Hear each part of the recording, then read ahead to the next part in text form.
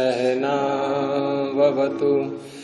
सहनौ भुनक्तु सह वीर्यं करवावहै तेजस्विनावधीतमस्तु मा विद्विषावहै। ओम शांति शांति शांति।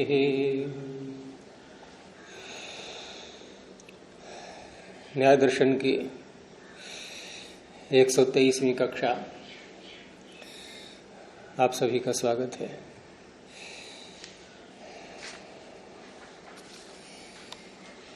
पीछे जो प्रकरण चल रहा था कि शब्द का आश्रय कौन है, शब्द केवल आकाश में रहता है अथवा पांचों महाभूतों में रहता है, इसमें सिद्धांत पक्ष है कि शब्द केवल आकाश में रहता है, जो कि भूतात्मक आकाश है, शून्य आकाश नहीं। और पूर्व पक्षी ये शून्य आकाश और भूताकाश में अंतर है। हाँ, अंतर है। अंतर कैसे? मान लीजिए जैसे शून्य आकाश अभाव को बोलते हैं। आप तो जैसे कील में गाड़ते हैं, इसमें जैसे किसी भी दीवार में हमें कहीं कील गाड़ते हैं तो कील तो तभी आता है इसमें शून्यता हो। हाँ, तो शून्यता का अर्थ है अगर तो कील जाने का तो कोई सवाल नहीं बनता। तो शून्य का अर्थ हो गया अभाव। जब अन्य किसी वस्तु का भाव वहां नहीं है तो आप कील गाड़ पाए। तो मान लो इस प्रकार से जितने भी द्रव्य बनता है वहाँ पंच तत्व से बना हुआ है। हाँ। तो आकाश तत्व भी है उसमें, और उसमें तो आकाश तत्व है, तो उसमें कौन सा आकाश? आप स्पष्ट करें, कौन से आकाश की बात कर रहे हैं? ये है ना शब्द स्पर्श रूप रस। भूतात्मक आकाश। भूतात्मक आकाश। हाँ, भूतात्मक आकाश भिन्न हो गया है? नहीं, वो अभाव कैसे हो जाएगा? जब उसकी उत्पत्ति हुई है, सत्ता है उसकी, वो अभाव कैसे हो जाएगा? भूतात्मक आकाश जहां है वहां अन्य कोई वस्तु नहीं आ सकती। उसकी सत्ता होती है। पृथ्वी, जल, अग्नि, वायु, आकाश, इन सभी तत्वों में हम जिस किसी भी तत्व का नाम लेंगे वो जहां है का तात्पर्य जहां उसके कण हैं, वहां अन्य कोई भी नहीं आ सकता। शून्य आकाश में कुछ नहीं हो सकता। शून्य आकाश में कुछ नहीं हो सकता। आप उल्टा बोल गए ना। भूतात्मक जो आकाश है वो जहां है वहां अन्य कोई वस्तु नहीं आ सकती। आप उसका उदाहरण दीजिए कोई, कि देखो ये भूतात्मक आकाश है और यहाँ अन्य वस्तु भी आ गई। पंचतत्व सारा संसार बना हुआ है। मुझे पता नहीं चलेगा भूतात्मक आकाश है ये शून्य आकाश है या फिर भूतात्मा वाला आकाश? कौन सा? शब्द का आश्रय भूतात्मक आकाश। शून्य आकाश में कुछ भी नहीं होता ईश्वर के अतिरिक्त। शून्य और ईश्वर को छोड़कर, ईश्वर और जीवात्मा को भी छोड़ दीजिए आप, निराकार जो वस्तुएं हैं। यहाँ शून्य आकाश का तात्पर्य है कि ऐसा स्थान जहाँ भूतात्मक अर्थात उत्पन्न वस्तु, भूत किसे कहते हैं? उत्पन्न पदार्थ। उत्पन्न पदार्थ जहाँ नहीं है उसे कहते हैं शून्याकाश। जैसे हम यहाँ बैठे, अब उत्पन्न पदार्थ में आप फिर ये कहोगे कि मूल तत्व प्रकृति के भी तो हैं, वो तो उत्पन्न नहीं है। तो उस दृष्टि से लेंगे तो वो चीज अलग हो गई, लेकिन उसमें यदि हम साकार और निराकार की दृष्टि से देखेंगे तो निराकार वस्तु स्थान नहीं घेरती है। स्थान नहीं घेरती है का तात्पर्य कि निराकार वस्तु जहां है वहां साकार भी आ सकती है, इसलिए स्थान न घेरने वाली बात कही जाएगी। लेकिन साकार वस्तु जहां है वहां अन्य साकार वस्तु वो नहीं आ सकती। और निराकार में भी एक जीवात्मा जहां है वहां दूसरा जीवात्मा नहीं आ सकता। जैसे पंचतत्व से बना हुआ जो है, जीवात्मा ये आता कील है, भी तो बात तो स्थान घेर लिया। कील भी हो सकता है। जैसे कील जो है ना, कील वगैरह लोहे के हैं, उसके हम लोहे पे ठोकते हैं, वो भी तो बना हुआ है किसी से। कील का विषय आपने पहले उठाया था, पहले उसको पूरा पूरा पूरा समाधान कर लो उसका। जो कील का विषय बार बार आ रहा है आपके दिमाग में, कील यदि आप जब ठोकेंगे तो खाली स्थान होगा वहां ठोकेंगे या भरा हुआ स्थान होगा वहां ठोकेंगे? सब जगह खाली स्थान है गुरुजी। अब उसको और स्पष्ट कर दीजिए कि कील आप वहां ठोकेंगे जहां अन्य कोई भी साकार पदार्थ नहीं है। अब आप ऐसा उदाहरण दीजिए कि देखो अन्य साकार पदार्थ भी है इसमें और इसमें कील भी चलेगी। इनको ये दिखाई जैसे ये साकार है, ये साकार है, इसमें आप कील नहीं ठोक सकते, इसमें आप कील नहीं ठोक सकते।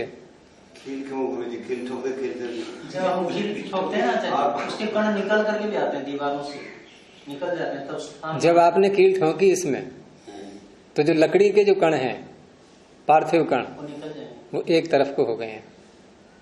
स्थान मिला है कील को तभी जा पाई है। आप लोहे में ठोकिए कील। अगर इस बात को और है कि हम कील को भी यहाँ से निकाल लेना है, उसका स्थान बिल्कुल खाली दिखाई देगा जी। वो कुछ वस्तुओं में हो जाएगा लेकिन किस में नहीं होगा। जैसे आप जल में कील डाली आपने और कील को बाहर निकाल लो। वो तो परमाणु फैल जाते हैं। हाँ, जिन परमाणु में तरलता अधिक होती है तो वो स्थान घेर लेंगे। अब इनमें तरलता ईश्वर ने इतनी नहीं रखी है, कर तो वही रहा है सब कुछ। प्रमाण आपने दिया लोहे में, लोहे में नहीं। अब लोहे में भी आकाश, शून्याकाश तो है, लेकिन वो शून्याकाश कील की इतनी सामर्थ्य नहीं है कि वो उसमें जगह बना पाए अपनी, है ना। तो अब और आप क्या कह रहे थे? बिल्कुल ये दोनों जो एक शून्य आकाश, एक पंचमहाभूत वाला जो कह रहे हैं, दोनों में अंतर नहीं पता चलता। अंतर पता स्पष्ट मैंने बोला ना कि जहां कोई भी वस्तु नहीं है, साकार वस्तु, उसे शून्य आकाश कहते हैं। मंत्र सुना होगा आपने, एतावानस्य महिमा तो ज्यायांश पुरुषः पादोस्य विश्वभूतानि त्रिपादस्यामृतम दिवि। तो पादः अस्य, इस ईश्वर का 1/4 भाग, विश्वभूतानि, वहां सारे भूत हैं। भूत में सारे उत्पन्न पदार्थ आ गए और उनका कारण भी आ गया। अब उत्पन्न पदार्थ इसलिए कहा गया क्योंकि सृष्टि काल में ही ये मंत्र पढ़े जाएंगे, प्रलय काल में तो पढ़े नहीं जाएंगे।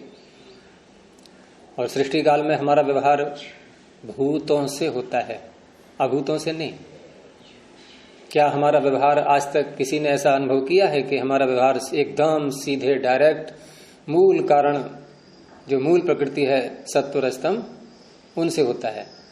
होता है कभी? सत्वर स्तंभ का हमारे जीवन में कोई प्रयोग होता है? जितना भी प्रयोग होता है वो भूतात्मक से होता है, जो उनसे कुछ बना है। अब उनसे कुछ बना है तो ये भूत शब्द एक योग रूढ़ी हो गया है इन पंचभूतों में, लेकिन महत्व भी तो भूत है। भूत अगर धात्वर्थ केवल यौगिक अर्थ लेंगे तो वो भी तो भूत है, इंद्रियां भी तो भूत हैं, इन्हीं से व्यवहार हो रहा है।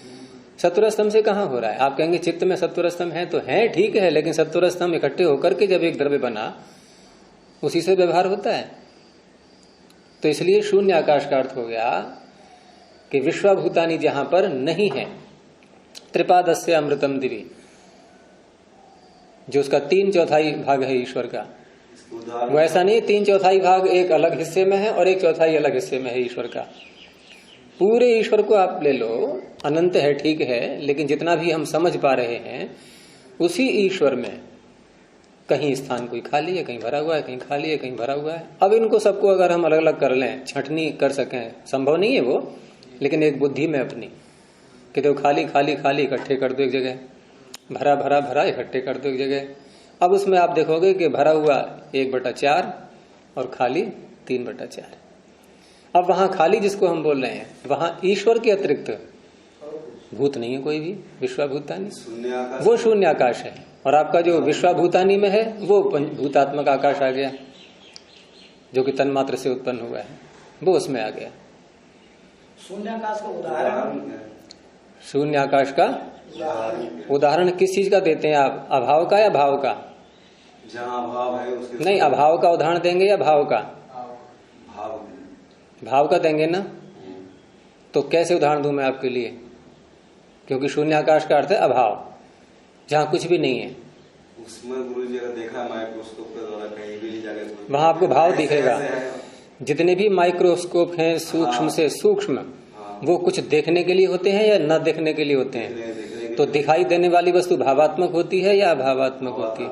तो आप भाव को ही देख पाएंगे, अभाव कैसे देखेंगे? उदाहरण कहाँ से लाएं? शून्य आकाश क्या उदाहरण? उदाहरण फिर वही बात आ गई, उदाहरण भावात्मक का ही देंगे आप। अभावात्मक का उदाहरण कहाँ से लेंगे? ये देखो ये रहा अभाव, उठा के दिखाओ। जैसे यहाँ इस कमरे में गाय नहीं है, गाय की क्या है? अनुपलब्धि। तो आप दिखाइए अनुपलब्धि उसकी किधर है? आप बताओ, उदाहरण दो। गाय यहाँ नहीं है, इसको दिखाओ हमें। गाय की अनुपलब्धि का आप दर्शन कराइए औरों को। नहीं, यहाँ इसी कमरे में गाय नहीं है, इस अनुपलब्धि का औरों को दर्शन कराइए कि देखो ये है, मुझे तो साफ दिख रही है यहाँ पर, आपको क्यों नहीं दिख रही है? तो अनुपलब्धि है, किधर है? आकाश का अर्थ खाली स्थान नहीं करता ना? नहीं, आकाश शब्द का अर्थ खाली स्थान नहीं होता है धातु अर्थ की दृष्टि से। लेकिन हम जब शून्य शब्द जोड़ते हैं उसके साथ में, तो आकाश शब्द का अर्थ यदि करेंगे तो असमन्तात काशते इति आकाश, नपुंसकलिंग में भी आता है ये। तो ईश्वर के लिए भी घटित होता है ये, और वेदांत दर्शन में दिया ही है। जो ब्राह्मण ग्रंथों में आया हुआ है आकाश शब्द, उसमें उपनिषदों में, तो वेदांत दर्शन में उसकी व्याख्या की गई है कि वहां परमात्मा उसका अर्थ है। और शून्य शब्द साथ में जोड़ेंगे तो वहां तात्पर्य है कि वह जो आकाश है, जो केवल मात्र परमात्मा है, वहां अन्य कोई वस्तु नहीं है, अन्य वस्तुओं का अभाव है। तो शून्य आकाश, इसलिए आकाश शब्द ईश्वर अर्थ में इसीलिए घटित होता है कि जहां अन्य कोई वस्तु नहीं है वहां ईश्वर नहीं है, ये कह नहीं सकते। इसलिए केवल जहां ईश्वर है वो शून्य आकाश है। तो अब ऐसा आकाश कहीं मिलेगा नहीं जहां ईश्वर भी न हो। तो इसलिए आकाश और ये ईश्वर ये पर्यायवाची हो गए। अच्छा गुरु जी, सत्याप्रकाश में महर्षि दयानंद ने भी एक उदाहरण दिया है, शुरू में यही हिंदी यही से स्टार्ट होती है, जो आकाशवत व्यापक, सर्व शब्द ईश्वर का मानी लगाया, ईश्वर की बात ईश्वर के लिए आती है, जो आकाश के समान व्यापक। अब उसमें भी ये हीनोपमा है। ये हाँ, उपमाएं जो होती है ना, अधिकोपमा हीनोपमा, तो ये हीनोपमा कहलाती है, क्योंकि आकाश सर्वव्यापक नहीं है। हाँ, सर्वव्यापक नहीं है, इसलिए आकाश व्यापक का क्यों नहीं है सर्वव्यापक? आकाश सर्वव्यापक क्यों नहीं है? क्योंकि जहाँ पदार्थ आ गया ना वो वहाँ आकाश नहीं है, आकाश नहीं है वहाँ, परमात्मा। लेकिन ईश्वर वहां भी है। तो इसलिए अब आकाश को सर्वव्यापक कहा क्यों जाता है? फिर ये प्रश्न उठता है। व्यवहार में तो बहुत बोलते हैं आकाश सर्वव्यापक, ओम खम ब्रह्म, उपमा भी दे रहे हैं उसको, ईश्वर के साथ में जोड़ रहे हैं। वो इसलिए कि प्रत्येक सत्तात्मक या साकार पदार्थ से, प्रत्येक साकार पदार्थ से आकाश का संयोग है। हाँ। ऐसा कोई वस्तु ऐसी दिखाएं कि देखो ये है पदार्थ, लेकिन आकाश के साथ इसका संयोग नहीं है, इसलिए इसको सर्वव्यापक कहा गया है। लेकिन उसके अंदर नहीं है वो, उस वस्तु के, उन कणों के अंदर आकाश नहीं है। लेकिन प्रत्येक कण का हम मूल तक भी पहुंच जाएं, सत्व रजतम तक, तो प्रत्येक सत्व, प्रत्येक तम और प्रत्येक रज रूपी जो कण है उसका भी आकाश के साथ संयोग है, इसलिए इसको सर्वव्यापक बोलते हैं। लेकिन वैसी सर्वव्यापकता नहीं जैसी ईश्वर की है। कण के अंदर शून्य आकाश नहीं, अगर शून्य उसके अंदर कर दिया तो उसका विभाग हो जाएगा, क्योंकि उसके अंदर पहुंच गए हम। कण के अंदर खाली स्थान देख लिया हमने, और जिस पदार्थ के अंदर भी खाली स्थान होता है, देखा होगा हीरा जो है वो तभी उपयुक्त माना जाता है कि जब उसके अंदर खाली स्थान न हो। अगर जरा भी खाली स्थान है, देखा होगा कि जैसे ये लोहे की जो छड़ें बनती हैं या रेल की पटरियां हैं या और मोटे मोटे जो पदार्थ बनते हैं लोहे के, तो बाद में यंत्रों से परीक्षण करते हैं उसका। वहां भी देखो वही चिकित्सा की जाती है, वही परीक्षण की पद्धति वही है, ध्वनि वाली ही। यंत्रों से उसमें ध्वनि डाली जाती है अंदर, और अगर वो वापस आ गई कहीं मध्य में से, तो इसका अर्थ बीच में कहीं दरार है, तो उसको रिजेक्ट कर देते हैं इंजीनियर कि ये उपयुक्त नहीं है, ये लोहा जो है ये काम करने में प्रयोग में नहीं आ सकता। तो इस तरह से वहां अगर हम कण के अंदर यदि हमने शून्य आकाश को मान लिया तो उसका विभाग हो जाएगा। जैसे जो लोहा जिसके अंदर दरार है वो कभी भी क्रैक हो सकता है। और हम कहते हैं पर सत्वर स्तंभ वो जो अविभाज्य कण हैं जिनका विभाग नहीं हो सकता, अनडिवाइडेबल, बिल्कुल एक भी कण। जो बना हुआ जो आकाश है वो उसके कण यदि अंदर घुसते हैं किसी मतलब एक कण के अंदर तब तो बना हुआ आकाश के कण किसी के अंदर घुसेंगे, वो आकाश में ही घुसेंगे, खाली स्थान में, शून्य आकाश में। जैसे दूसरे सत्वर स्तंभ के किसी कण में नहीं, कभी नहीं प्रवेश कर सकते, क्योंकि बना हुआ आकाश सत्वर स्तंभ से स्थूल होगा। नहीं, परमाणु के अंदर घुसे किसी दूसरे परमाणु के अंदर वो वस्तु घुस पाएगी जो परमाणु से भी सूक्ष्म हो, और बनी हुई वस्तु कभी भी सूक्ष्म होती नहीं परमाणु से। परमाणु का तात्पर्य यहाँ पर सत्वर स्तंभ, मूल प्रकृति, उससे बनी वस्तु कोई भी उससे सूक्ष्म नहीं हो सकती। कमरे के अंदर खाली जगह है, इसको हम आकाश नहीं कह सकते। नहीं, कैसे है खाली? हम श्वास ले रहे हैं, श्वास क्या है? ये वायु। तो वायु है हमारे नासिका के आसपास, तभी तो ले पा रहे हैं। तो नासिका के आसपास खाली जगह है कि वायु है? तो वायु है तो खाली जगह कहाँ है? ये खाली नहीं। तो अब कोई कहे खाली नहीं है तो यहाँ पर अन्य वस्तु कैसे रख पाते हैं, हम कैसे घुस गए कमरे में? तो हम जब कमरे में घुसे हैं तो जितना हमारा शरीर का आयतन है, जो स्थान शरीर घेर रहा है, उतने स्थान के कण वायु के हट जाएंगे इधर उधर को। और इसीलिए परमात्मा ने वायु के कणों में एक तरलता रखी है। अब कोई ठोस वस्तु है, हम दीवार में घुसना चाहें तो नहीं घुस पाएंगे, क्योंकि दीवार के कण अलग अलग हो ही नहीं, वो स्थान दे ही नहीं रहे हमें। एक साइड को नहीं हटते। जैसे भीड़ में हम जाते हैं तो एक तरफ को हटाते जाते हैं लोगों के लिए हाथ से, और अपना स्थान बनाते हुए प्रवेश कर जाते हैं, जैसे रेल के डिब्बे में घुसते हैं। तो ऐसे ही कमरे में हम घुस गए। तो कमरे में हम घुस गए तो अब एकदम तो व्यवहार में ऐसा नहीं आता है कि हम वायु के कणों को हटा रहे हैं, लेकिन हम हटा ही रहे हैं। हम वायु के कणों को हटा करके अपना स्थान बना रहे हैं कमरे में बैठने के लिए। और जहां हमारा शरीर जितना स्थान घेर रहा है उतने स्थान में वायु नहीं है। लेकिन हम क्या कि शरीर के चारों ओर भी खाली स्थान है? नहीं। ये अभाव को देख सकते हैं। जैसे आपने हमसे कहा कि जाओ नीचे जाकर के गार्ड को देख करके आओ। हाँ, मैं देख करके आया और आकर के आपको बताया। मैंने अपनी आंखों से देखा, वो वहाँ नहीं था। वो नहीं था। आंखों से क्या देखा? गार्ड देखा। क्या देखा? गार्ड को देखा। तो गार्ड के अभाव का स्वरूप कैसा था? नहीं था वहाँ पर। नहीं तो फिर आप नहीं पे आ गए। है वाली बात बताओ, है क्या चीज थी वहां? है की व्याख्या करनी है हमें अब। तो हम इसको ऐसे बोलते हैं कि हमने अभाव को अभाव के रूप में देखा है। हमने गार्ड का जो अभाव है उसको अभाव के रूप में देखा है, नहीं को नहीं के रूप में जाना है। तो नहीं को जब नहीं के रूप में जानेंगे तो है नहीं बोलेंगे उसको, भाव नहीं है ये जाना हमने। अभाव है को आप बोलो कि भाव नहीं है ये जाना। तो उसमें हम केवल ये तो कहते हैं कि जिस इंद्रिय से जिस वस्तु की सत्ता का बोध होता है, भाव का बोध होता है, उसी इंद्रिय से उसके अभाव का भी बोध होता है। ये ठीक है बिल्कुल अपनी जगह। क्योंकि वहां यदि हम आंख बंद करके जाएं और फिर लौट करके किसी को बताना चाहें कि गार्ड है कि नहीं है तो नहीं बता पाएंगे। आंख खोल करके ही वहां देख करके आएंगे। लेकिन वहां जब आंख खोल करके देख करके आएंगे तो वहां गार्ड हमें नहीं दिखाई देगा, तब कहेंगे कि यहां पर वो नहीं है। तो नहीं है को नहीं के रूप में ही बोलेंगे, है के रूप में नहीं बोलेंगे। तो इसलिए अभाव दिखाई नहीं देता। अभाव दिखाई देने का अर्थ है ज्ञान होना, और वो ज्ञान हमें ये हुआ कि वो नहीं है, नहीं का ज्ञान हुआ है। इसलिए अभाव को अभाव के रूप में ही जानते हैं, भाव के रूप में नहीं जान सकते कभी भी। भाव का होता है, भाव के रूप में आए। तो चले आगे या और कोई बात रह गई इसमें शून्य आकाश वाली?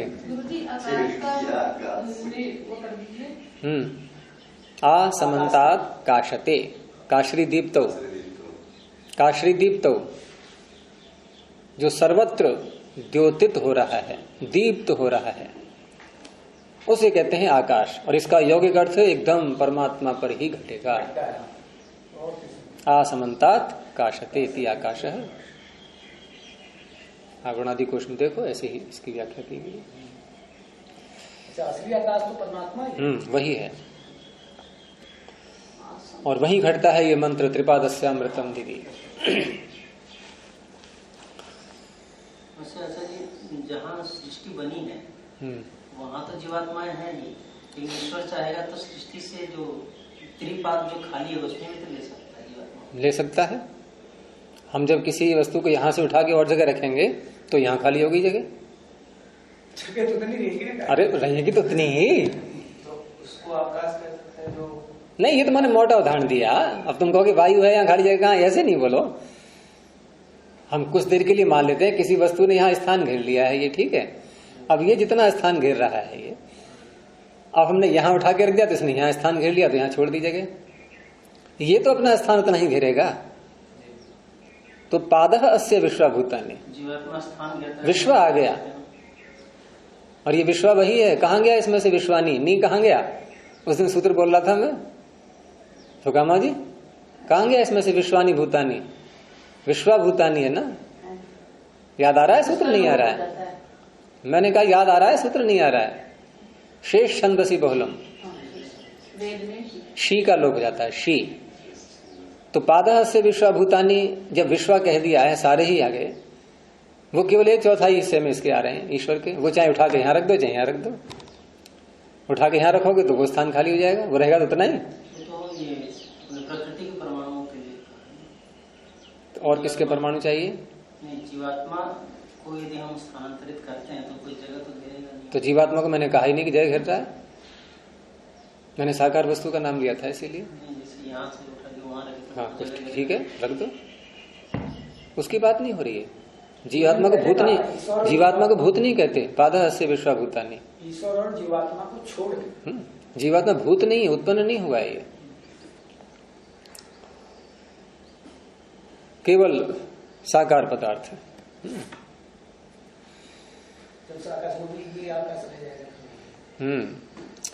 तो पीछे जो बात उठाई थी 238 पृष्ठ पर, उसको एक बार फिर जरा देख लीजिए, तब ये समझ में आएगा कि वहां 4 प्रकार के पक्ष रखे थे। 238 पृष्ठ पर पहुंच जाइए कि 4 प्रकार के पक्ष वहां रखे थे। पहला वाला पक्ष था कि शब्द आकाश का गुण है और विभुता है, उसमें विभु है, नित्य है और अभिव्यक्ति धर्म वाला है। अब इतनी बातें ध्यान रखनी है अगले पक्षों को समझने के लिए। ये अन्य भूतों को उसका गुण नहीं मानता है, इस पक्ष वाला अन्य भूतों को उसका आश्रय नहीं मानता है शब्द का। अभिव्यक्ति धर्म, अभिव्यक्ति उसका धर्म। हाँ, अभिव्यक्ति धर्म वाला है ये, सिद्धांत पक्ष नहीं है ये, क्योंकि सिद्धांत पक्ष उत्पत्ति धर्म वाला है। परंतु इसमें विभुता, नित्यता और अभिव्यक्ति धर्मता, 3 बातें इसमें आ गई। और चौथा है कि आकाश का ये गुण है। अब दूसरे को देखें और इसमें भेद देखें, दोनों में क्या है। दूसरा कहता है आकाश का नहीं है, किनका है?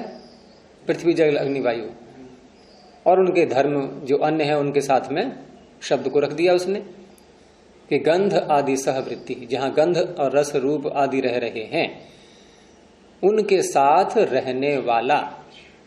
गंधादि भी सह वृत्ति ही यस्य, गंध आदि के साथ होना है जिसका।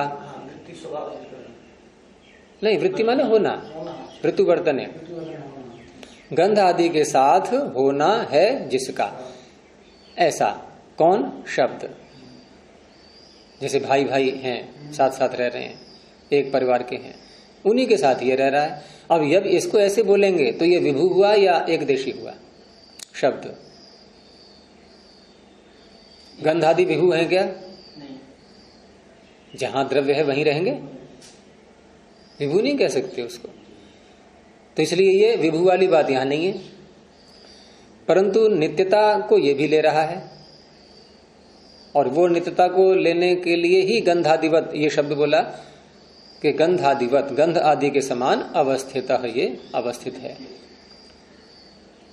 ये नित्यता वैसी नहीं होती, ये भी ध्यान रखना। कोई कहे गंध रस रूप आदि सारे नित्य हैं, ये दीर्घ स्थायी नित्यता को लेकर के चर्चा की जाती है यहाँ न्याय दर्शन में। दीर्घ स्थायी, देर तक रहने वाला। जबकि शब्द ऐसा नहीं है, वो क्षणिक माना गया है ध्वनि। तो गंधादिवत अवस्थित, अर्थात इसने विभू तो नहीं माना है। पिछले वाले से भेद करेंगे तो पहला भेद आकाश का गुण नहीं मान रहा है, ये औरों का मान रहा है। दूसरा भेद विभू नहीं मानता, एक देशी मान रहा है। और नित्यता यहां भी आ गई, जो समानता है पीछे से इसकी, अब समानता नित्यता में है। और अभिव्यक्ति धर्म, इसमें भी समानता है। दो में समानता है, दो में विरोध है। अब चौथे को देखें, सिद्धांत पक्ष ये भी नहीं है, दूसरा भी। और तीसरे को देखें तो तीसरे में इसने कहा कि आकाश का गुण है ये, अर्थात ये पहले वाले से अधिक मेल खा रहा है। तो पहले वाले ने जो आकाश का गुण कहा था तो उससे इसकी समानता इतनी मात्र हुई। और दूसरे से विरोध जो वैधर्म में आया वो अन्य भूतों को आश्रय मान रहा है, उससे इसमें भेद आ गया। परंतु पहले वाले से भी एक विरोध आ रहा है इसमें कि पहले वाला अभिव्यक्ति धर्म वाला मानता है, ये उत्पत्ति वाला मान रहा है। और उसमें दृष्टांत दे दिया है बुद्धि के समान, जैसे बुद्धि उत्पन्न होती है इस प्रकार से। एक समानता, एक अब हम सिद्धांत पक्ष की दृष्टि से देखें तो ये जो तीसरा पक्ष है ये कुछ मिलता है, ये मिल रहा है उससे। और चौथा पक्ष जो है ये बिल्कुल ही इन तीनों से भिन्न है कुछ बातों में। तीनों से भिन्नता इसकी क्या है कि ये बिल्कुल किसी भी द्रव्य को, किसी भी भूत को शब्द का आश्रय नहीं मानता, ये अनाश्रित मानता है। और समानता क्या है इसकी, किस और किस से, किस पक्ष से समानता है, तीसरे वाले से। तीसरे वाले समानता है इसकी कि ये उत्पत्ति धर्म वाला ये भी मानता है, उत्पत्ति और निरोध वाला। और जब अनाश्रित है तो प्रश्न ये उठा कि फिर ये उत्पत्ति, इसका अस्तित्व सामने आया कैसे, तो कहा कि महाभूतों के संक्षोभ से ये उत्पन्न होता है। अब महाभूतों के संक्षोभ से उत्पन्न होता है ये यद्यपि तीसरे वाले ने कहा नहीं है, लेकिन अंतर्भावित तो उसमें ले ही सकते हैं, क्योंकि उत्पत्ति मान ही रहा है तीसरा वाला पक्ष, तो उत्पत्ति का कोई कारण तो बताना ही होगा, लेकिन वो यहां नहीं कहा है। परंतु चौथे वाले की दृष्टि से देखें तो ये महाभूतों से उत्पन्न है, इसने स्पष्ट बोल दिया है। तीसरे वाले ने बोला नहीं है, लेकिन उत्पत्ति तो मानता है वो भी। तो इस तरह से तीसरा वाला पक्ष अधिक उपयुक्त है। अब इसमें अब फिर इधर को आ जाओ आप 261 पृष्ठ पर, कि यहां घंटा आपके सामने दिखाई दे रहा है और घंटे में कंपन हुआ है। उस पर जब आघात पहुंचाया गया, उसको हथौड़ी जब मारी उस पर घंटे पर बजाने के लिए, या उसी के अंदर जो बीच में जो पेंडल जैसा लटकता है उसको हिला दिया, तो घंटे में क्या क्या हुआ है। पहली बात तो यह है कि ध्वनि की उत्पत्ति, शब्द की उत्पत्ति उसमें हुई है। पूर्व पक्षी उसको अभिव्यक्ति के रूप में लेता है। अब ध्वनि को ही यहां कहा गया नाद, अनुनाद। अनुनाद का अर्थ वैसे गुंजन होता है, लेकिन गुंजन भी एक ध्वनि ही है। अब गुंजन क्यों लग रहा है घंटे में, तो घंटे की संरचना इसी सिद्धांत को लेकर के हुई है जो कल बता रहा था मैं, कि शब्द में जो गति होती है वो 1 सेकंड में, अगर वायु में ही ले लें हम, तो 350 मीटर के लगभग। और हमें कब सुनाई देती है वो ध्वनि, मतलब प्रतिध्वनि हमें कब सुनाई देती है, प्रतिध्वनि हमें सुनाई जब देती है जबकि वापस इधर से जाने में और वापस आने में कम से कम 1 सेकंड का अंतर अवश्य हो। अब 1 सेकंड का अंतर वो तभी हो पाएगा जबकि दूरी इतनी हो जहां से टकरा करके वापस आएगी। अब यहाँ घंटे में इधर की दीवार, अंदर में, अंदर वाले हिस्से में इधर की दीवार, उधर की दीवार, इसमें दूरी बहुत कम होती है। अब इधर जैसे मान लो हमने वो पेंडल को मार दिया, तो उससे जो ध्वनि निकली वो उधर वाले हिस्से में टकराएगी, सामने वाले में, लेकिन उनका काल इतना कम होगा, 1 सेकंड का भी बहुत छोटा सा भाग होगा, और उधर से फिर इधर, इधर से फिर इधर, तो हमारे कान का विषय वो प्रतिध्वनि नहीं बन सकती। उस अवस्था में हमें गुंजन का ज्ञान होगा, गुंजन का ज्ञान। और वैसे किसी वस्तु को हम ऐसे मारते हैं, घंटा वैसा भी होता है जैसे गुरुकुलों में बजाते ही हैं, उसमें वो संरचना नहीं है उसकी, जो मंदिरों में घंटे लगे होते हैं उनकी संरचना।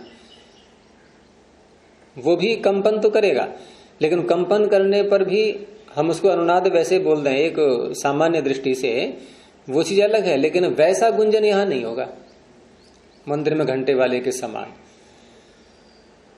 तो इस तरह से जो घंटे में शब्द की घंटा में जो है ना लोहे के द्वारा टन व्यवस्था है, तो गुरु जी कुछ क्या है लकड़ियां मंदिर वाले घंटे में गुरु जी जब यूं टकराएगा तो वहां से भी तो थोड़ी जगह होती है, जैसे घड़ी वाली, जैसे घड़ी के पेट्रोलियम वाली जगह थोड़ी है, तभी तो गुंजन होता है।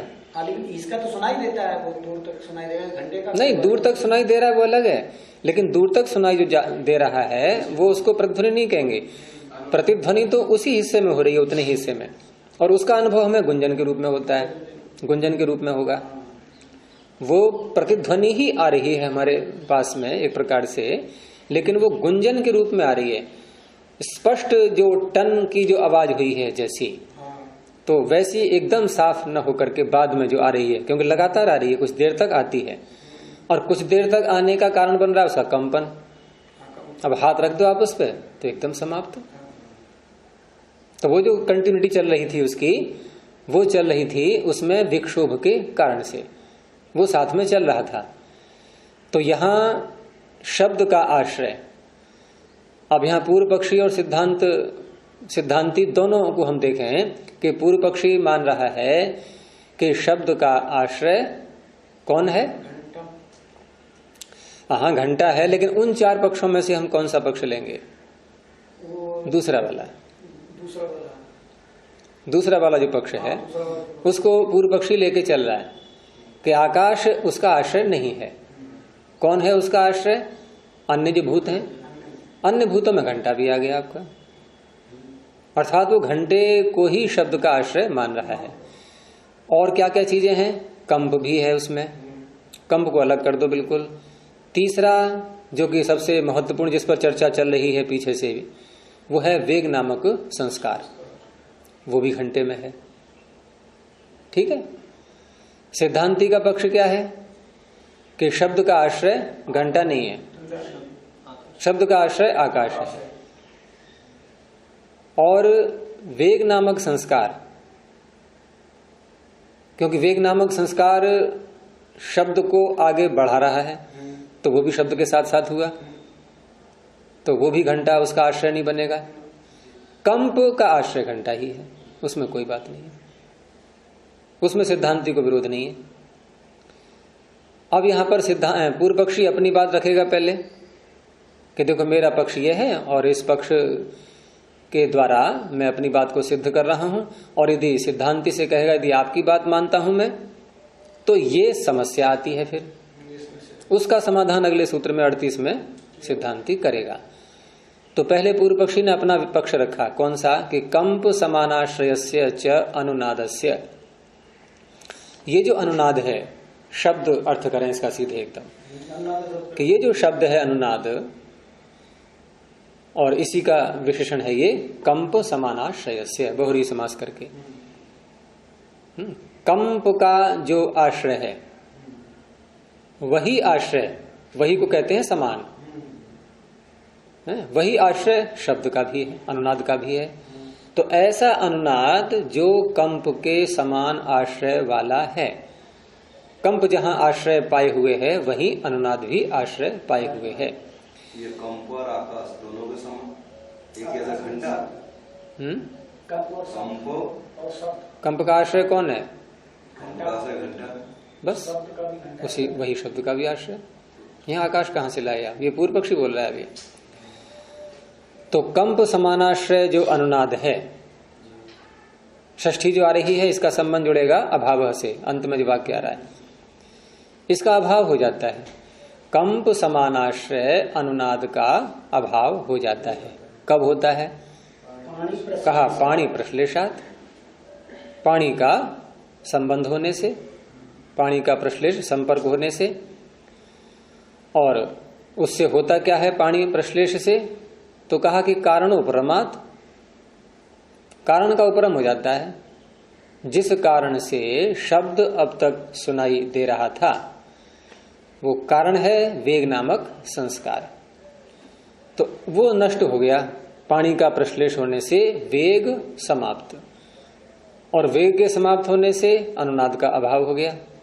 दृष्टांत साथ में दे दिया कंपवत, कि जैसे पानी का प्रश्लेष होने से कंप समाप्त हो गया, ऐसे ही पानी का प्रश्लेष होने से वेग संस्कार भी समाप्त हो गया, और इनके समाप्त होने से अनुनाद का अभाव हो गया।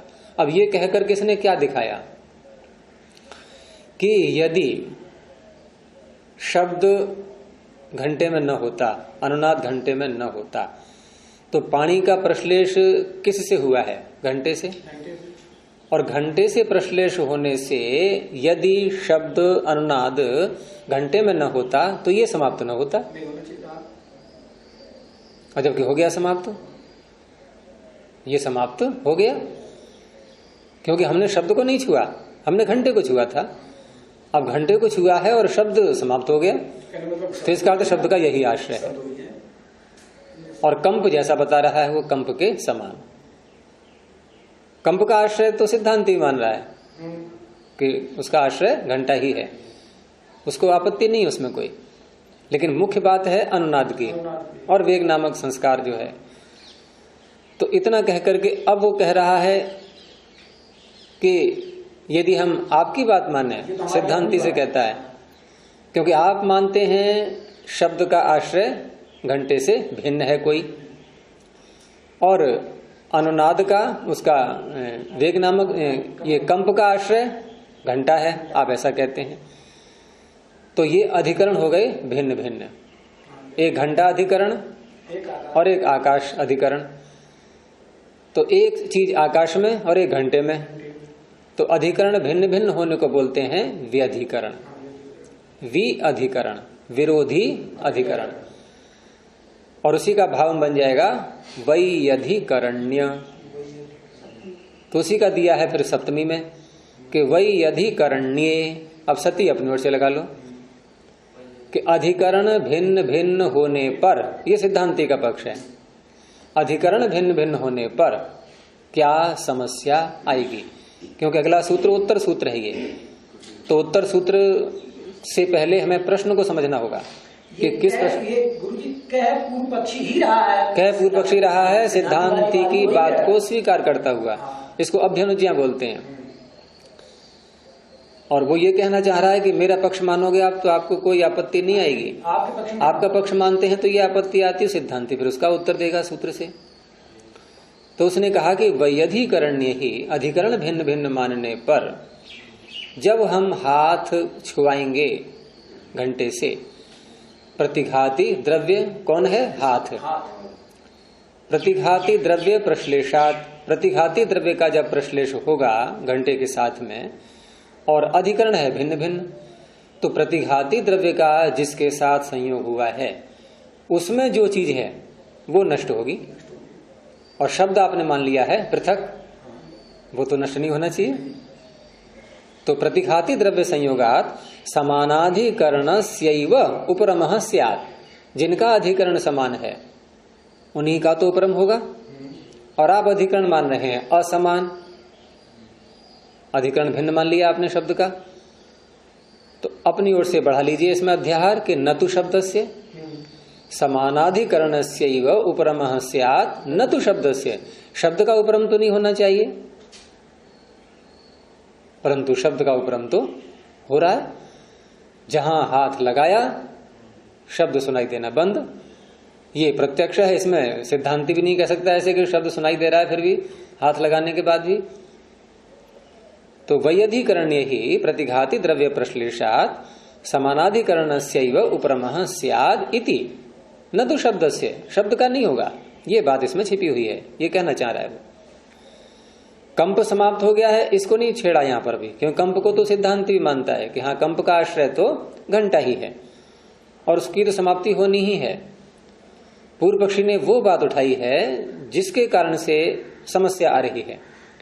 कि शब्द की समाप्ति कैसे हो गई। यदि शब्द का अधिकरण आप घंटे को नहीं मानेंगे तो इसकी समाप्ति कैसे हो गई, और समाप्ति इसकी भी हो रही है।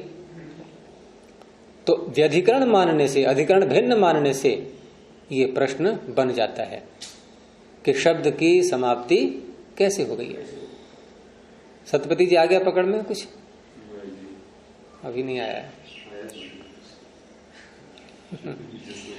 चलिए आ जाएगा धीरे धीरे। तो अधिकरण भिन्न भिन्न मान करके ये समस्या आई। अब नियम क्या है कि शब्द आकाश का गुण है, ये निर्णय किया कैसे गया है। चर्चाएं पीछे आ चुकी हैं जहां अनुमान प्रमाण चलता था। परिशेष न्याय से शब्द को आकाश का गुण सिद्ध किया गया है। अनुमान प्रमाण ही तो है ये परिशेष न्याय जिसको बोलते हैं, क्योंकि वहां सब में देख लिया एक एक करके, परीक्षण करके, और ये बच गया। और परिशेष न्याय अगर बहुत समझना हो सरलता से, तो जैसे मैंने कहा था कि मान लो हमारे परिवार में अतिथिगण आए, कुछ 5 व्यक्ति आए और उनका खूब सम्मान वगैरह किया गया, और उसके बाद वो चले गए। अब चले गए तो कोई वस्तु उनकी, मोबाइल इत्यादि कुछ, या चाबी का गुच्छा किसी का, मोबाइल किसी का रह गया। अब मोबाइल रह गया तो ये पता ही है घर वाले को जिसके यहाँ आए थे कि इन्हीं 5 में से किसी का है। अब एक एक को पूछा गया फोन करके कि क्या आपका मोबाइल रह गया है। प्रथम ने कहा नहीं, दूसरे ने भी कहा नहीं, तीसरे ने भी कहा हमारा भी नहीं है, चौथे ने भी कहा कि हमारा नहीं है। अब 5 में से पूछा जाएगा क्या? आवश्यकता ही नहीं है। अब आपको के बीच में ही किसी का निकल आया, उसने हाँ कर दी, तो हमारा उदाहरण ये नहीं बनेगा। हमारा उदाहरण तब बनेगा जब चारों ने कर दिया है निषेध। क्योंकि परिशेष कहां से निकालेंगे फिर हम, अगर बीच में ही किसी ने कह दिया हाँ मेरा है, इसको परिशेष नहीं बोलते। प्रतिप्रश्न होगा, मोबाइल कैसा था, उसका कंपनी क्या था, क्या था, नहीं वो ही अलग है। वो उसको परिशेष न्याय नहीं कहेंगे फिर, मतलब वो तो केवल जांच करेंगे। इसलिए अब जांच क्यों की जा रही है? क्योंकि 2 व्यक्ति और रह गए पूछने के लिए अभी।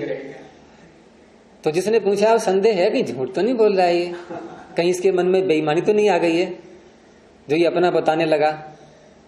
लेकिन 5 में 4 ने यदि मना कर दिया है तो 5 में से पूछेंगे भी नहीं, और न कोई शंका होगी कि इसका है या नहीं है, या बाद में हम उसको देने भी जाएं तो उससे पूछें भाई बताओ पहचान उसकी मोबाइल की, कुछ नहीं, निश्चय है पूरा।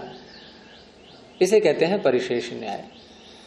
तो शब्द भी ऐसा ही गुण है कि न तो पृथ्वी का निकला, न जल का निकला, न अग्नि का, न वायु का, अब बचा कौन? एक भूत, इसलिए आकाश का है। तो ये तो सिद्धांती के मन में पक्का निश्चय है ही, सिद्धांत है ये। तो इसलिए अब उत्तर ऐसा दे रहा है वो कि देखो शब्द उसका गुण है जिसका धर्म स्पर्श नहीं है। और आप यदि घंटे में मानोगे शब्द के लिए, तो घंटे का तो स्पर्श होता है, उसका धर्म नहीं बन सकता। लेकिन शब्द सुनाई देना बंद क्यों हो गया है, इसका उत्तर अभी छिपा हुआ है। ये इसका उत्तर अभी एकदम नहीं आएगा, क्योंकि प्रश्न यही आया था कि समानाधिकरणस्यैव उपरमः स्यात्। उपरम तो उसी का होना चाहिए जो उस अधिकरण में विद्यमान है, और आप शब्द का अधिकरण भिन्न मान रहे हो घंटे से, तो उसका उपरम कैसे हो गया? अब यहां इन दोनों पंक्तियों को, इनके सिद्धांति का जो मंतव्य है वो भी बताया पूर्व पक्षी ने, और अपना भी बताया। इन दोनों मंतव्यों से पूर्व पक्षी कहना क्या चाह रहा है कि शब्द आकाश का गुण नहीं है, ये कहना चाह रहा है। अर्थात आकाश के गुण का शब्द के विषय में निषेध कर रहा है। तो निषेध कर रहा है अर्थात प्रतिषेध कर रहा है। तो सूत्र आगे आया अस्पर्शत्वात् अप्रतिषेध, कि आप जो प्रतिषेध कर रहे हैं वो नहीं है, वो गलत है। क्यों गलत है? क्योंकि शब्द जिसका आश्रय होता है उसका स्पर्श नहीं होता। अस्पर्शत्वात्, ये परिशेष न्याय से पहले ही निर्णय हो चुका है इसका।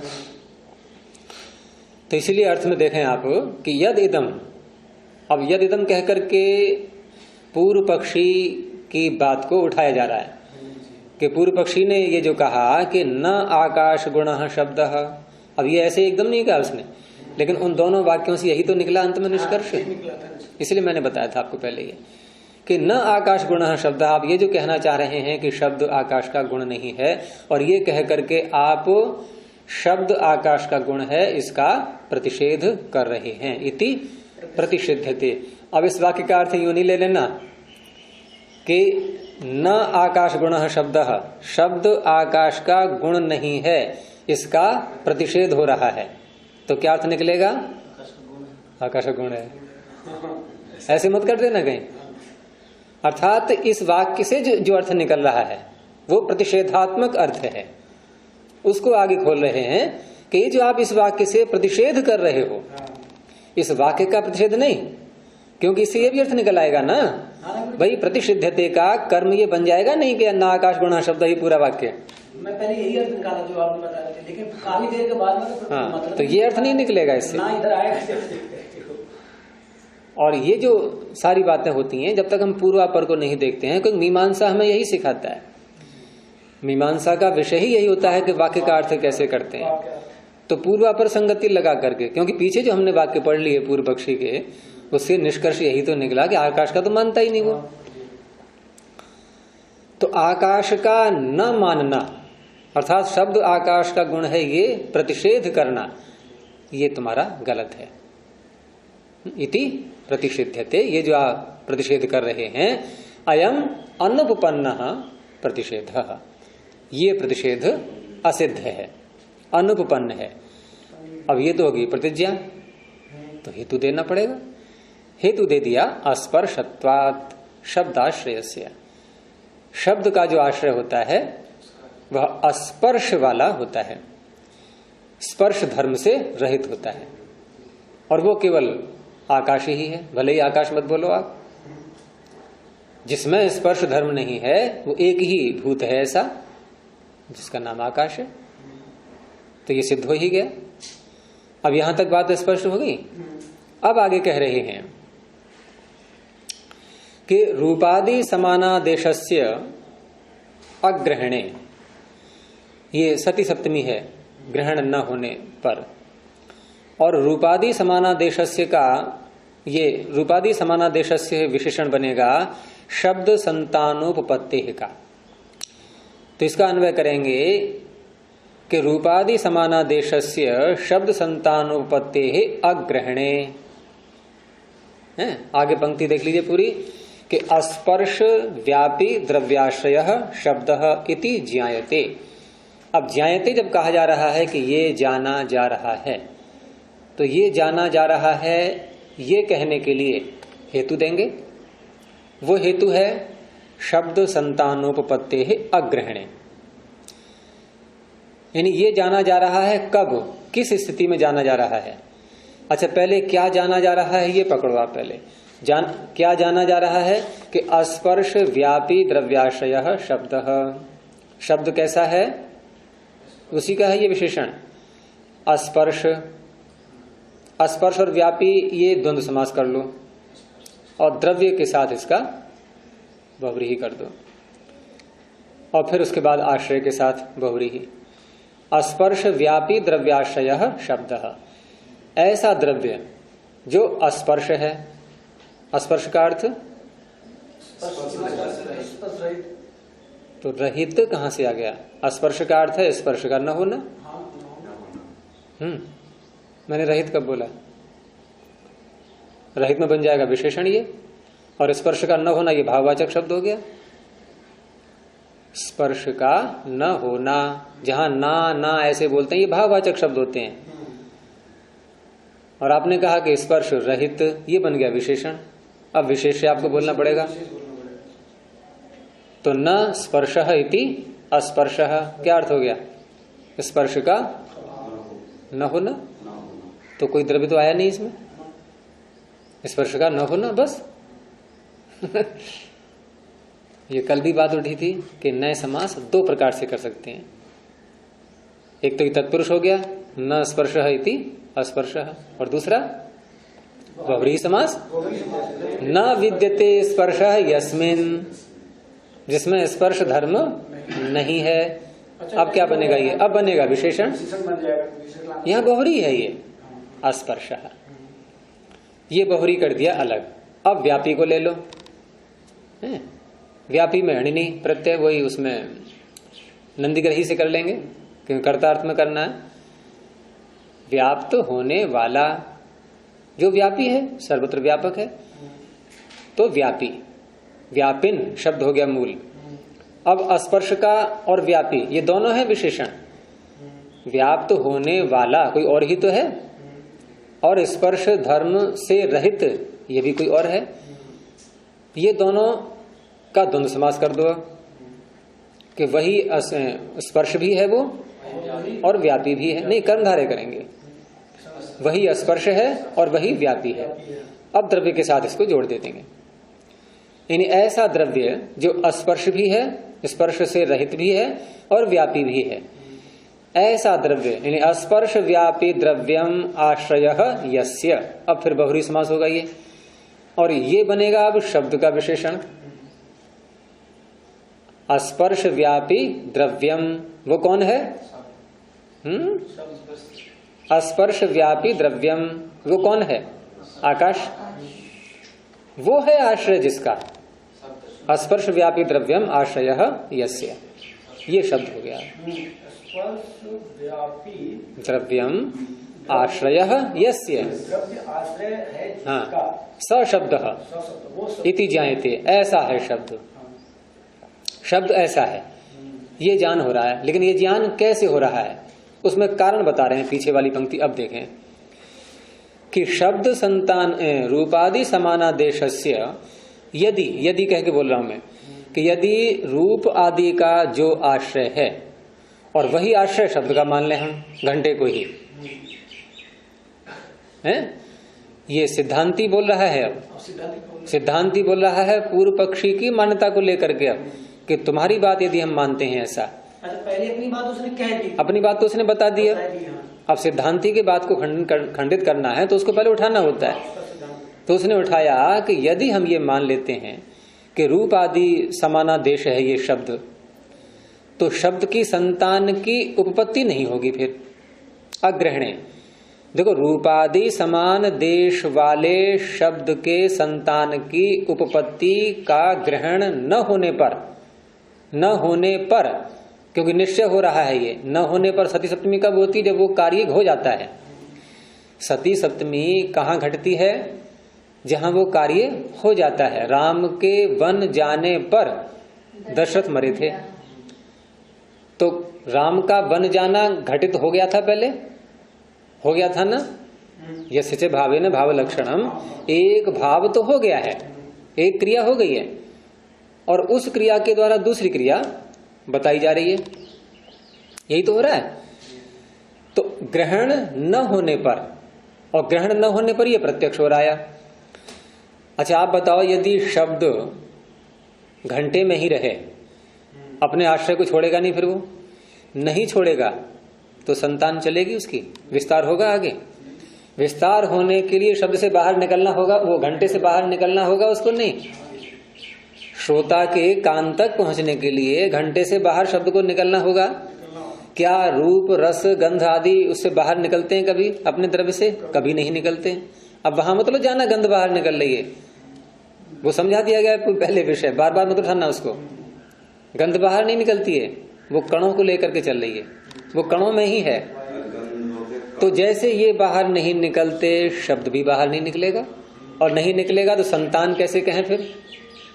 संतान जो हो रही है उसकी विस्तार जो हो रहा है कि शब्द से शब्द और वेग नामक संस्कार उसको उत्पन्न करता जा रहा है, धक्का दे रहा है, ये सब सिद्ध कैसे होगा? ये हो नहीं रहा है।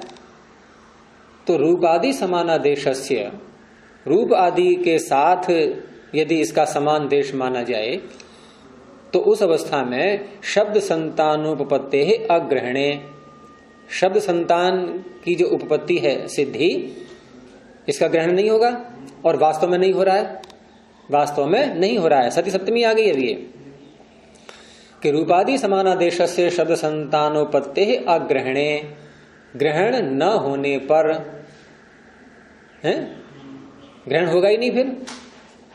और हो क्या रहा है यहां? ग्रहण हो रहा है, अर्थात रूपादि के साथ मान करके ग्रहण नहीं होगा। रूपादि के साथ यदि शब्द को मान लिया तो शब्द के संतान की उपपत्ति नहीं होगी।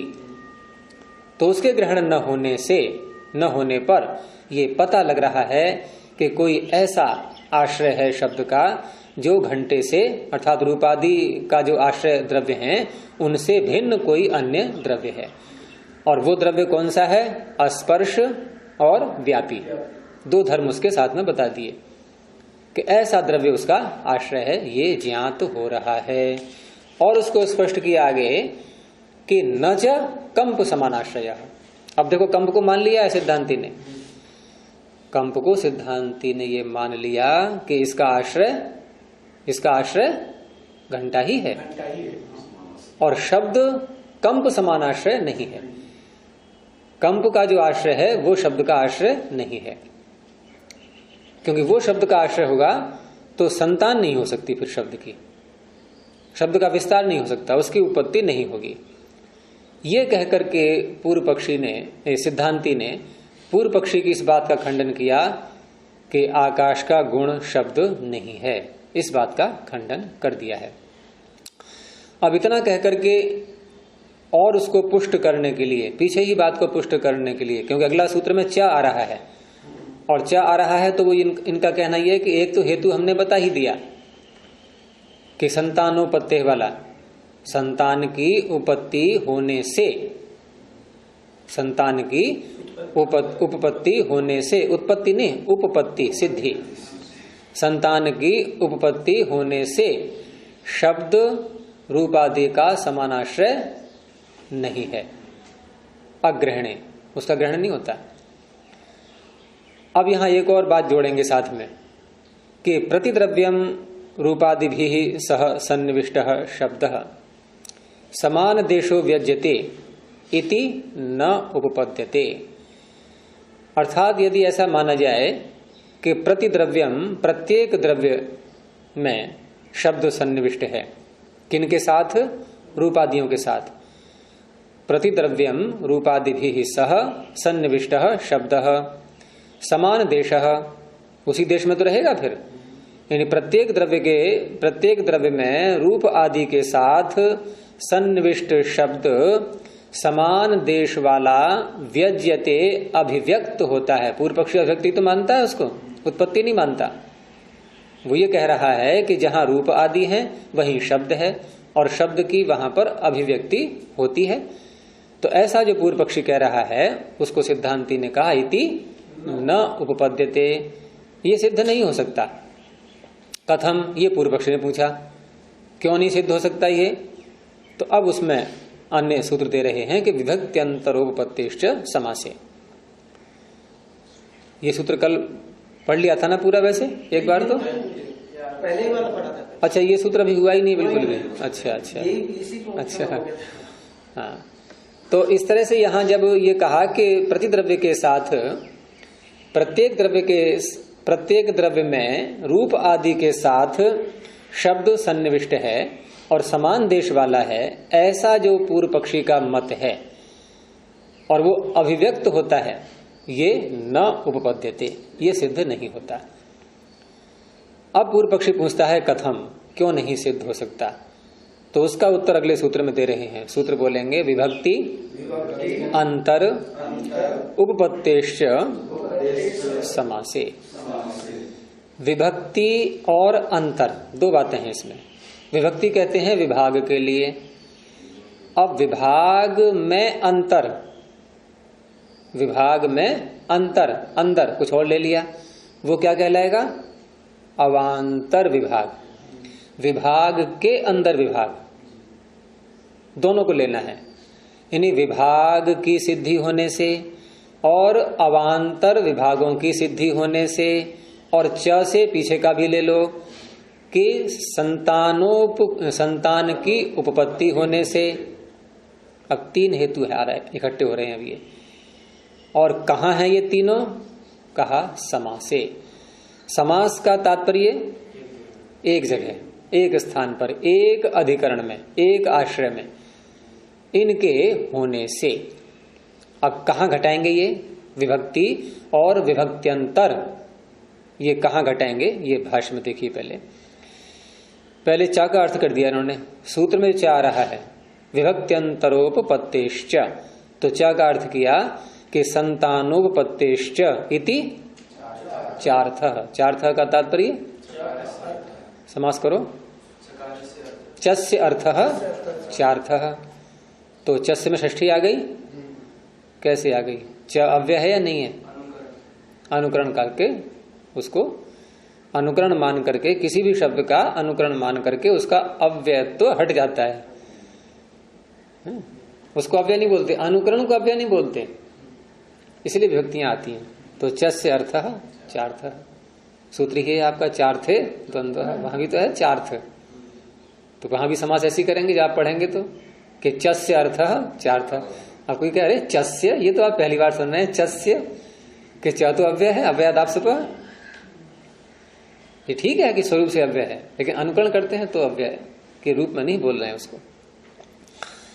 तो संतानोपत्ते है, ये च का अर्थ हो गया, अर्थात सूत्र में इसको भी ले रहे हैं। और तद व्याख्यातम, उसकी व्याख्या यहां करेंगे नहीं, क्योंकि पीछे कर दी। अभी कहां कर दी है बताइए, कहां कर दी पीछे?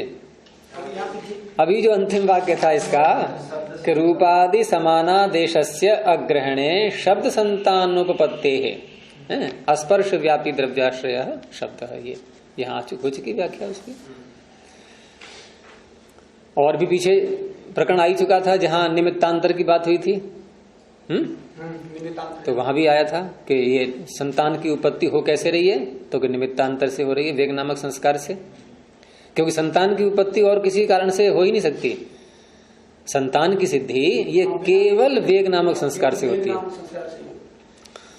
अब भूमिका बना रहे हैं सूत्र का अर्थ करने के लिए कि यदि जब भी आता है, ध्यान रखें इसको अभ्युपगम बोलते हैं, कि यदि ऐसा मान लें तो ये पूर्व पक्ष की बात को उठाते हैं, अथवा अपने ही हमें चर्चा करनी है, अपनी ही एक निष्कर्ष निकालना है, तो निष्कर्ष निकालने के लिए 2-3 पक्ष रखेंगे पहले, कि ऐसा मान लें तो ऐसा होगा, ऐसा मान लें तो ऐसा होगा, वहां भी यदि का प्रयोग करते हैं। तो यदि रूपादयः शब्दाश्च, शब्द और जोड़ दिया, रूप रस गंध, ये रूपादय में आ गए, और शब्दाश्च शब्द भी, यदि ये सब पांचों रूपादि भी और शब्द भी प्रतिद्रव्यम समझता है, प्रत्येक द्रव्य में यदि ये इकट्ठे हैं, समझता को ही खोल दिया, समुदिता, इसी का अर्थ है ये एक साथ विद्यमान है। यहां विपरीत अल्पविराम लगा लीजिए, समुदिता तस्मिन समासे, हाँ समुदिता, समझता को खोल दिया है समुदिता। यदि रूप आदि और शब्द भी प्रत्येक द्रव्य में समस्त हैं, ये प्रतिद्रव्यम, ये अविभाव समास है ये, और अविभाव समास करके विभक्ति का अम हो ही जाता है, न अव्ययी, क्योंकि अविभाव समास कैसा होता है? अव्यभाव समास अव्यय होता है। किस सूत्र से? 5 ही सूत्र हैं जो अव्यय संज्ञा करते हैं सारी अष्टाध्यायी में, और 5 एक ही स्थान पर आ गए।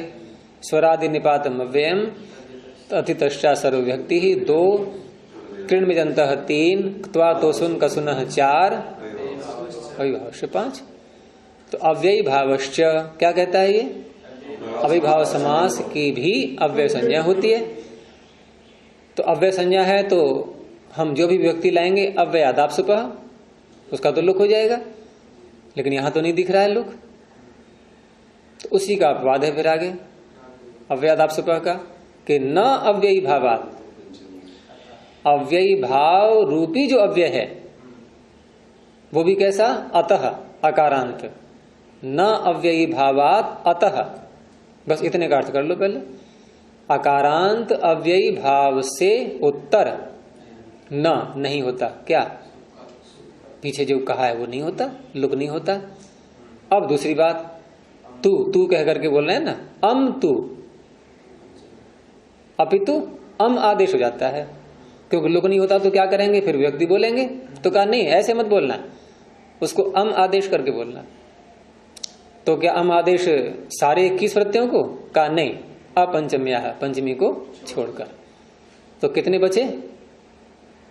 3 हटा दो, 18। 18 के स्थान पे अम हो जाएगा। ये आप कहाँ से बोल रहे थे, पंचम्या वाली बात? इसी में है, न अव्ययी भावात अतः अम तु अपंचम्या। अव्ययाद आप सुबह के नीचे वाला आपका खुला कौन सा अध्याय है ये? मैंने अव्ययी वाली संज्ञा वाला बोल रहे थे। लुक प्रकरण में पहुंचो ना, जहां लुक करते हैं अव्ययाद आप सुबह, उसके नीचे वाला सूत्र कि न अव्ययी भावात अतः, अकारांत अव्ययीभाव से उत्तर लुक नहीं होता, अम तू अम हो जाता है सुपों के स्थान में, लेकिन पंचमी को छोड़कर अपंचम्या। तो प्रतिद्रव्यम, यदि रूप और शब्द सभी प्रत्येक द्रव्य में समस्त हैं, अर्थात समुदित हैं, इकट्ठे हैं, तो तस्मिन समासे, अब सूत्र में जो आ रहा है समासे शब्द, वहां पहुंचे। तस्मिन समासे, उस समास में, उस समुदाय में, उसी खोला है समुदाय, क्या होता है नियम। अब ये नियम बता रहे हैं कि होता क्या है। जहां गुण समुदित होते हैं, पहले भाव बता दे रहा हूं, बाद में समझना, कि जहां गुण किसी में समुदित हैं, जैसे भी गुण हैं किसी पदार्थ के, शब्द भी एक गुण है, लेकिन शब्द पर तो विचार चल ही रहा है, इसको छोड़ दें अभी। अन्य जो रूप आदि गुण हैं, जितने भी रूप, रस, गंध, स्पर्श, वो जिस द्रव्य में जितने गुण हैं और जैसे हैं वैसे ही तो प्रकट होते हैं, वैसा ही तो अनुभव करेंगे हम। जिसका जो रूप है, मान लो कोई वस्तु हरी है तो हरी ही तो दिखाई देगी। अब क्या उसमें कभी कम हरा, कभी अधिक हरा, ऐसा हो जाएगा? जैसा है वैसा ही रहेगा। गंध जिसकी जैसी है वैसी ही रहेगी, अर्थात उसमें विभक्ति और विभक्त्यंतर नहीं होते। विभक्ति माने विभाग, और उनके फिर उपविभाग वो नहीं होते। अब यदि शब्द भी रूप आदि के समान किसी द्रव्य में है, तो जैसा है वैसा ही निकलेगा सदा। अब हारमोनियम बजाओ, एक जैसा निकलता है क्या? सब तरह की ध्वनियां हैं अलग अलग, वो आगे देखेंगे अभी। जैसे पुष्प होता है, उसमें से गंध तो एक कण निकलते रहते हैं। तो जैसी गंध आएगी वैसी आएगी। गुलाब के फूल में गुलाब जैसी गंध आएगी, चमेली की नहीं आएगी। धीरे-धीरे निकलते निकलते उसको तो खत्म भी हो जाएंगे और कम आने, खत्म हो जाएंगे तो वो द्रव्य ही खत्म हो गया। द्रव्य को रखो और फिर बताओ गंध में अंतर आ रहा है क्या? द्रव्य रहे, यहां द्रव्य रह करके बात हो रही है, अभाव की बात नहीं हो रही है। कि प्रतिद्रव्यम, प्रत्येक द्रव्य में अगर रूप आदि जितने भी गुण हैं वो समुदाय से रह रहे हैं, तो क्या होता है वो आगे बोल रहे हैं कि यो यथा जातीयकः सन्निविष्टः, क्योंकि पूर्व पक्षी शब्द को भी मान रहा है उसी में, तो शब्द को मानते हुए इस वाक्य का अर्थ करेंगे अब कि तस्मिन समासे समुदाय, उस समुदाय में, घंटा ले लो आप सीधा एकदम, उस समुदाय में, घंटा है एक द्रव्य, और समुदाय क्यों कहा इसको? समुदाय किसको कह रहे हैं? समुदाय किसको कह रहे हैं? रूप आदि जो गुण हैं उनका इकट्ठा होना। तो घंटे में शब्द भी है फिर पूर्व पक्षी की दृष्टि से, तो उसमें जैसा शब्द है, जैसा रूप है वैसा ही होगा, जैसी गंध है वैसी आएगी, है? हर गुण वैसा ही निकलेगा। तो यो यथा जातीय कह, इसमें अपनी ओर से अध्याय कर लें शब्द, जो जिस प्रकार का शब्द है उसमें समुदाय में, सन्निविष्ट है उसमें सन्निविष्ट है, जैसे रूप सन्निविष्ट है शब्द भी सन्निविष्ट है। तस्य, उस शब्द का अध्याय जो किया था हमने शब्द का भी, उस शब्द का तथा जातीयस्यैव ग्रहणेन भवितव्यम, उसी प्रकार के शब्द का ग्रहण होना चाहिए। शब्दे रूपादिवत, ये शब्द जो है आगे पाठ है, इसमें पाठांतर मिलता है शब्दस्य, ये ज्यादा उपयुक्त है। तो तथा जातीयस्यैव ग्रहणेन भवितव्यम शब्दस्य, तथा जातीयस्य शब्दस्य एव ग्रहणेन भवितव्यम, उसी प्रकार के शब्द का ग्रहण होना चाहिए। किस प्रकार के? किस प्रकार का? जिस प्रकार का सन्निविष्ट है उसमें। उदाहरण दे दिया रूपादिवत, रूप जैसा होता है वैसा ही दिखता है, उसमें अंतर नहीं आता। ऐसे सब जैसा है सन्निविष्ट वैसा ही होना चाहिए है? लेकिन ऐसा नहीं हो रहा है, वो आगे बता रहे हैं। अब सूत्र के जो पद हैं ये विभक्ति और अंतर शब्द इनका अर्थ कर रहे हैं। पहले विभक्ति का अर्थ किया कि तत्र योयम विभाग, ये जो विभाग है ये इसका संबंध लगाएंगे, इसमें पंक्ति पढ़ते पढ़ते जो आ रहा है तद उभयम न उपपद्यते, यहां पर क्योंकि विभागम प्रथमा है ये, आप उलझ जाओगे कि प्रथमा का संबंध कहां जोड़े हम। तो ये कर्म में प्रथमा है, तद उभयम न उपपद्यते, दोनों ही सिद्ध नहीं हो रहे हैं। ये नहीं, कर्म में नहीं, कर्ता में करेंगे क्योंकि पद धातु तो उसकी दिवादी गण की है ना, ये कोई कर्म में नहीं है लकार। तो तद उभयम, दोनों, वो दोनों कौन है? एक तो विभाग और दूसरा है विभागांतर, ये इसी में आएगा बीच में भी। ये दोनों सिद्ध नहीं होते। यदि हम शब्द को रूप आदि के साथ सन्निविष्ट मान लें इस एक ही द्रव्य में, तो शब्द जैसा है वैसा ही सुनाई देना चाहिए जैसा सन्निविष्ट है, तो उसमें विभाग या विभागांतर ये सिद्ध नहीं हो सकता। और ऐसा होता है वो सिद्धांत पक्ष है। ऐसा सबको अनुभव होता है कि भिन्न भिन्न प्रकार की ध्वनियां निकलती हैं हमारे ही मुख से। कभी हम कुछ बोल रहे हैं, कभी क बोला, कभी ख बोला, कभी ग बोला, क्या क्या माने सन्निविष्ट? कुछ भी नहीं। और एक ही क को कभी हमने जोर से बोल दिया क, कभी धीरे से क, ये क्या हो गया? विभागांतर। एक विभाग क ख ग घ, ये क्या हो गए? विभाग। विभागांतर क्या हुआ? एक ही वर्ण है और उसमें भी भिन्न भिन्न धर्म, कभी मंद बोलना, कभी तीव्र बोलना, ये विभागांतर हो गए। ये दोनों बातें न उपपद्यते, सिद्ध नहीं हो पाएंगी। कब? यदि एक ही जगह मानेंगे हम शब्द को। तो ये भूमिका समझ में आई थोड़ी सी इस पंक्ति की। अब आगे बोल रहा हूं कि तत्र योयम विभाग है, ये जो विभाग है एक द्रव्य एक द्रव्य में है, ये विभाग को आगे जोड़ देना आप जाके तद उभयम के साथ में।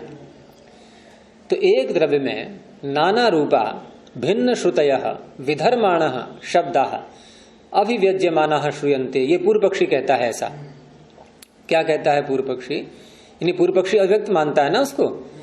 पूर्व पक्षी तो अभिव्यक्ति मान रहा है उसकी, परंतु वो अभिव्यक्ति हो कैसी रही है उसकी व्याख्या वो विभाग के रूप में ही कर रहा है वो, जबकि विभाग होता नहीं। जैसे रूप का विभाग नहीं हो सकता, जैसा रूप है वैसा ही दिखाई देगा, जैसी गंध है वैसी ही अनुभव में आएगी। लेकिन यहां तो विभाग हो रहा है और विभाग होते हुए भी वो अभिव्यक्ति भी कहता है उसको, तो ये सिद्ध नहीं हो पाएगा। ये न उपपद्यते बाद में जो आ रहा है इससे जोड़ेंगे इसको कि एक द्रव्य में नाना रूपा। अब ये सारे किसके साथ जोड़ेंगे? भिन्न श्रुतया, नाना रूपा भिन्न श्रुतया, ये भिन्न भिन्न जो श्रुतियां हो रही हैं, ध्वनि की भिन्नता हो रही है, कभी कोई ध्वनि कभी कोई ध्वनि, भिन्न भिन्न रूपों वाली, जैसे हारमोनियम में ले सकते हैं। और सधर्माण विधर्माण, विपरीत धर्म वाली, एक ध्वनि का दूसरी ध्वनि से कोई मेल नहीं। या हम अपने बोलने में देख लें, क बोला है तो ख से कोई मेल नहीं है इसका। विपरीत धर्म वाले ये जो शब्द हैं सारे। और अभिव्यज्यमाना, पूर्व पक्षी की दृष्टि से कि अभिव्यक्त होते हुए श्रूयन्ते, सुनाई देते हैं। ऐसा पूर्व पक्षी जो विभाग दिखा रहा है उसमें ये सिद्ध नहीं होगा। ये आगे फिर जोड़ लेना उसको, जिससे इतना वाक्य समझ में आ जाए आपके। इसमें अल्प विराम लगा लीजिए श्रूयन्ते के आगे। अब विभागांतर पर आ गए। अब विभागांतर की जब व्याख्या करेंगे तो नाना रूपा जो पीछे से कहा था उसमें से एक ले लेंगे। अब जैसे केवल एक क शब्द को ले लिया, पीछे क्या था? क ख ग घ, अलग अलग हो गए, ध्वनियां अलग अलग हो गई। हारमोनियम में अलग अलग स रे ग म प ध, ये अलग अलग हो गए। अब एक स को ले लिया और उसमें यदि हम हवा अधिक भर दें तो तीव्र स निकलेगा, कम हवा भरें मंद निकलेगा। यह है विभागांतर, विभाग के अंदर विभाग। स रे ग म प, ये क्या है? विभाग। और स में ही मंदता तीव्रता, ये विभागांतर। तो यच्च विभागांतरम, वो कैसा है? सरूपा। अब ये समान रूप वाला, रूप तो समान ही है, स है तो स ही है, रे है तो रे ही है।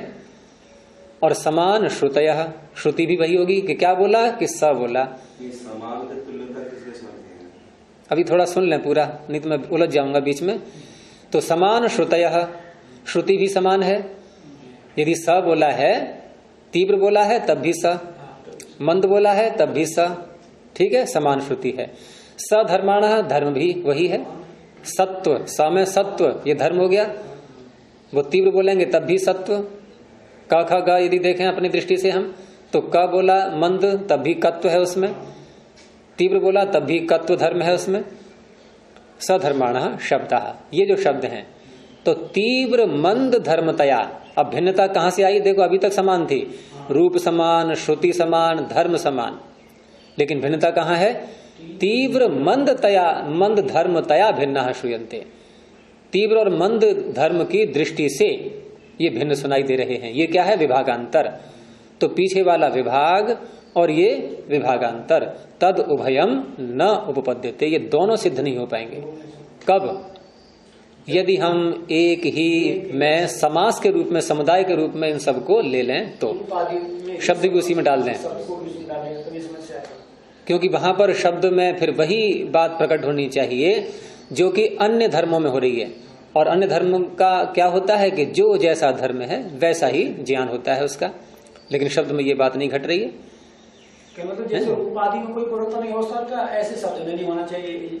तो नाना भूतानाम उत्पद्यमानानाम अयम धर्म, ये धर्म कब संभव होगा?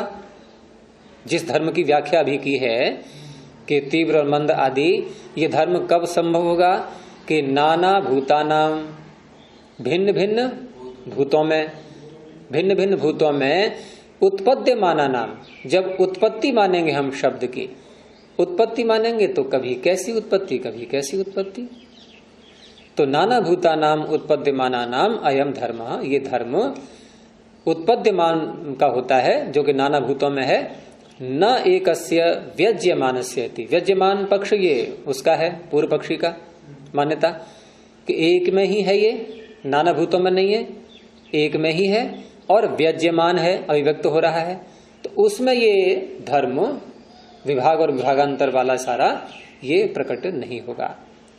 और ये सिद्ध है, अस्ति च अयम विभागः विभागांतरं च, ये सिद्ध है, प्रत्यक्ष है ये। और पूर्व पक्षी भी इसका निषेध नहीं कर सकता कि विभाग और विभागांतर ये न हो, ऐसा वो नहीं कह सकता।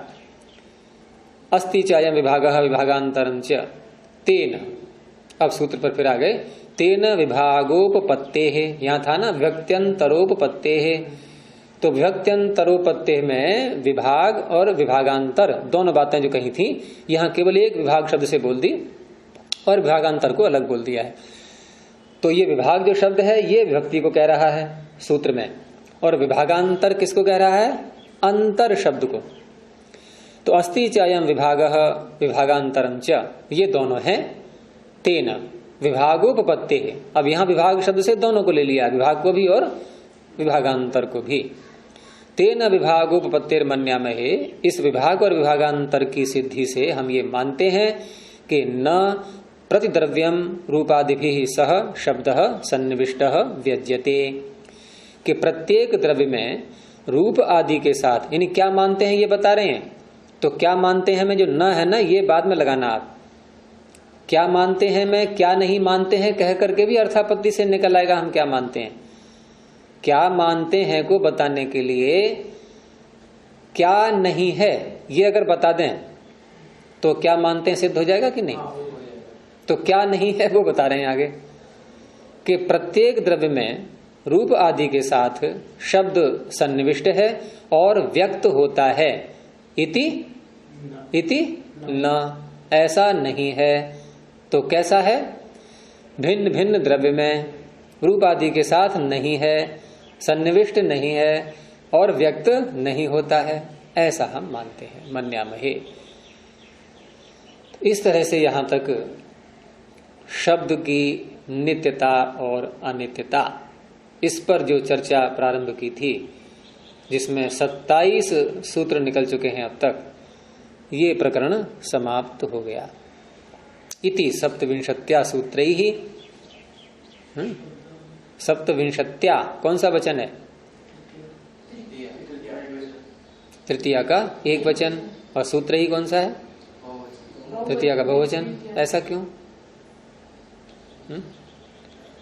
विशेषण है ये, दोनों में तृतीया है, तो एक जैसी विभक्ति और एक जैसा वचन। तो विभक्ति तो एक जैसी है, वचन एक जैसा नहीं है। क्या होना चाहिए? सप्तविंशति भी सूत्रैहि।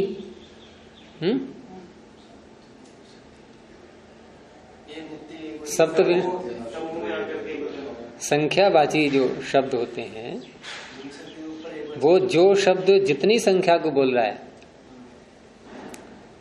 ये जो जब आप पढ़ोगे अनुवाद सारा का प्रकरण सारा, तो एक शब्द जैसे है, एक के हम जब रूप चलाते हैं तो एक तो संख्या का वाचक है, एक होता है किसी का वाचक, किसी, कोई।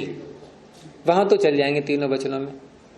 संख्या में एक में ही चलेगा। द्वि का रूप केवल द्विवचन में, त्रि का रूप केवल बहुवचन में, चतुर का अब केवल बहुवचन चलते जाओ। कहां तक? नहीं, 19 तक। एकोनविंशति भी नहीं, नवदश तक। क्या दोनों का अर्थ अलग अलग है? शब्द में अंतर आ गया ना, वहां हमने विंशति बोल दिया है। और विंशति से अब जो प्रारंभ होता है, यहां लिंग और विभक्ति दोनों की बात चल रही है। अब विंशति से जब प्रारंभ होगा और 99 तक,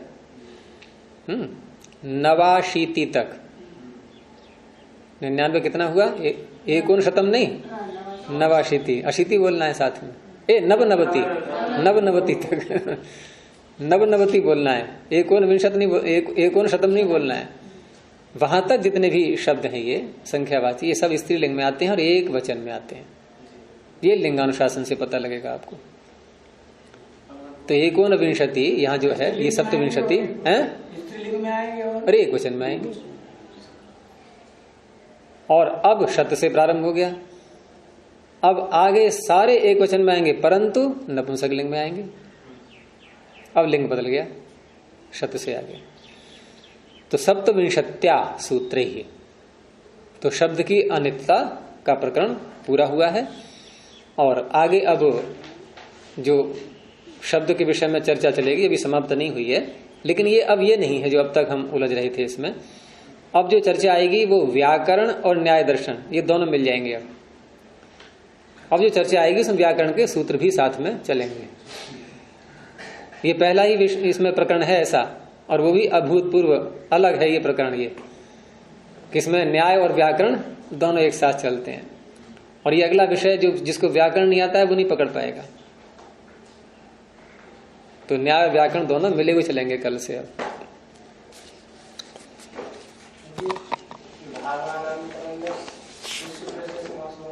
हैं?